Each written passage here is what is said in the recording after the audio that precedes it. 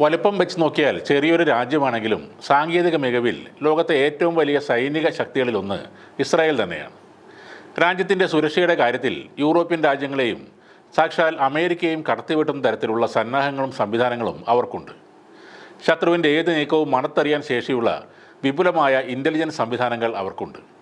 ചുറ്റുമുള്ള രാജ്യങ്ങളാലും മറ്റുള്ള സായുധ സംഘങ്ങളാലും എല്ലായ്പ്പോഴും ഭീഷണി നേരിടുന്ന ഒരു രാജ്യം കൂടിയാണ് ഇസ്രായേൽ. ഈ വർഷം ജൂൺ 13 വരെ ഇസ്രായേൽ ഒരു അത്ഭുതം പോലെയാണ് നിലകൊണ്ടത്. അവരുടെ നെറ്റ്വർക്കുകളും അങ്ങനെ തന്നെയായിരുന്നു. ലോകത്തുള്ള ഒട്ടുമിക്ക മാധ്യമങ്ങളും ഇസ്രായേലിൻ്റെ വീരകഥകൾ പാടിപ്പുകഴ്ത്തുമായിരുന്നു.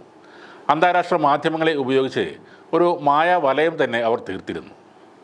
എന്നാൽ ജൂൺ 13 പുലർച്ചെ 3 മണി തൊട്ട് ഇസ്രായേലിൻ്റെ മിസൈലുകൾ ഇറാനിലേക്ക് എത്തിയിരുന്നു. നാശങ്ങളുണ്ടായെങ്കിലും ഇറാൻ ശക്തമായി തിരിച്ചടിക്കില്ലെന്ന പ്രതീക്ഷയും ഇസ്രായേലിനുണ്ടായിരുന്നു. എന്നാൽ ഏതാനും മണിക്കൂറുകൾ കഴിഞ്ഞ് ഇറാൻ ആക്രമണം തുടങ്ങി.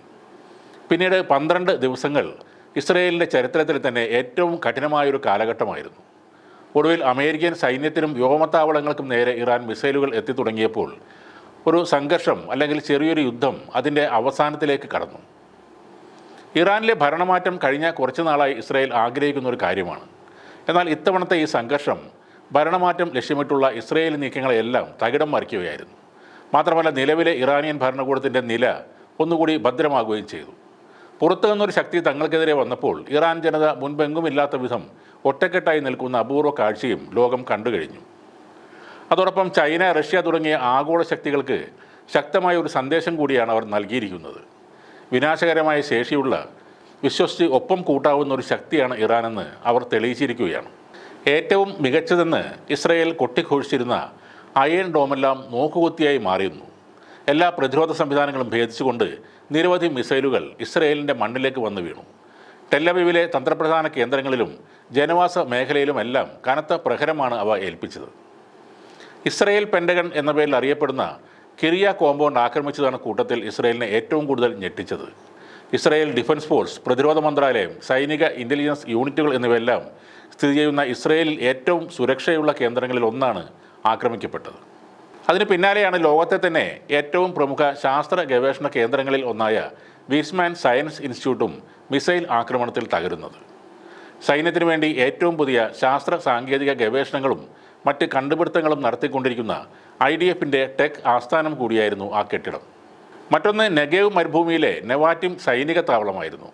F-35 ഉൾപ്പെടെയുള്ള ഏറ്റവും നൂതനമായ യുദ്ധവിമാനങ്ങൾ പാർക്ക് ചെയ്ത സൈനിക താവളത്തിലും ഇറാൻ ആക്രമണം നാശം വിതച്ചിരുന്നു.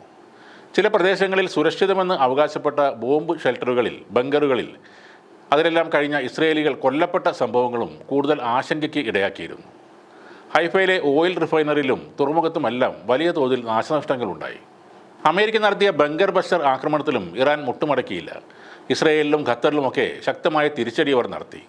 അമേരിക്കൻ ആക്രമണത്തിന് ദിവസങ്ങൾക്ക് മുമ്പ് സമ്പുഷ്ടീകരിച്ച യുറേനിയം ഒരു സുരക്ഷിത സ്ഥാനത്തേക്ക് മാറ്റിയ ഇറാൻ്റെ ആ നീക്കം ഇസ്രയേലിനും അമേരിക്കയ്ക്കും വലിയ നാണക്കേടുണ്ടാക്കുകയും ചെയ്തു.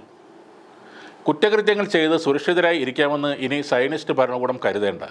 നമ്മുടെ തിരിച്ചടി പതിഞ്ഞ രീതിയിലായിരിക്കില്ലെന്ന് ഇറാൻ ജനതയ്ക്ക് ഉറപ്പ് നൽകുകയാണ്.